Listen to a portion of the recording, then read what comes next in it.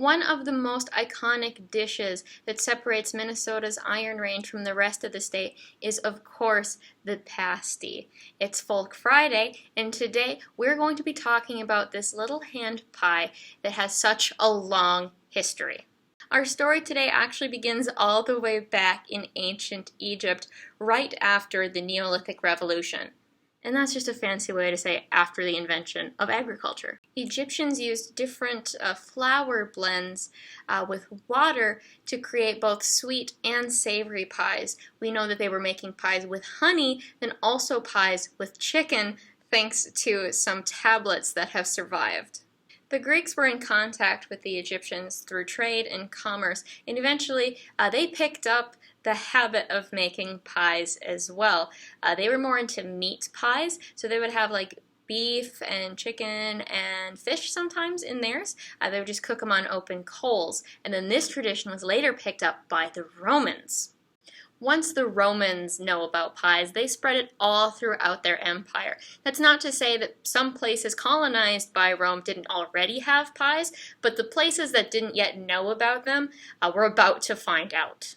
Because Rome is settled on the beautiful, sunny Mediterranean, they have access to really fresh olive oil. Of course, the Romans were moving olive oil around, but throughout different parts of Europe, olive oil was really a luxury import, and it wasn't something that everyday people were going to be using. So instead of putting olive oil in the crust of their pies, people in Northern Europe start to put lard in their pies. And because that is a solid fat, it's more malleable, and you can roll it out thinner and kind of mold it, kind of Play-Doh-like, for pie crusts.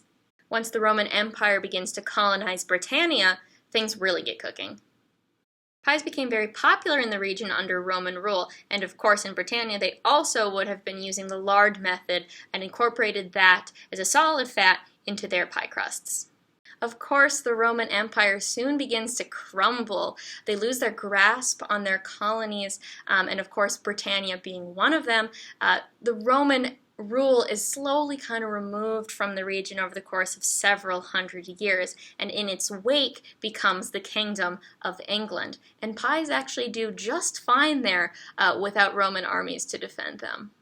Now, of course, once Rome falls in the west, they have to fully move to their second seat of power out east, Constantinople. So they do all their moving day stuff, and they're out there, which means all the places that they had previously been inhabiting and kind of colonizing are left without their leader. So there was an effort to kind of phase out of these spaces, but once they're gone, there's just a huge power vacuum. So there's a lot of warring factions who are trying to figure out who's in charge of what now.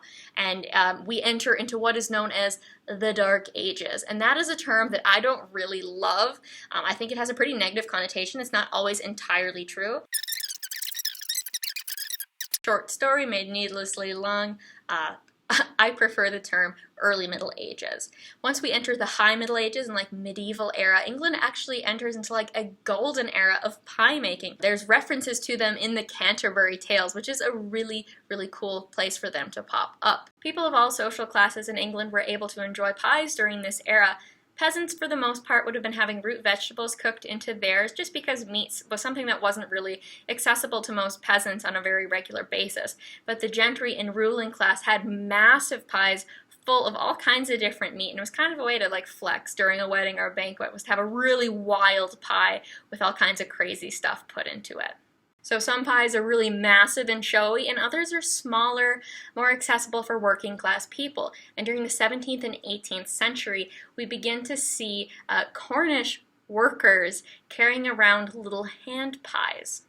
Miners in Cornwall loved these little pies because they their unique shape let them put them in your pocket, and then because it was wrapped in pastry, it would stay warm for hours and hours and hours. So when they go down into the mine, when it was finally time to have lunch, they'd either still be warm or they were really easy to heat up on a shovel with a candle underneath. In the 1820s, 30s, and 40s, Cornwall was kind of strapped for cash. Their whole thing was mining for tin, and with foreign tin coming in for so much cheaper than they could produce it at home, a lot of guys were kind of just out of work.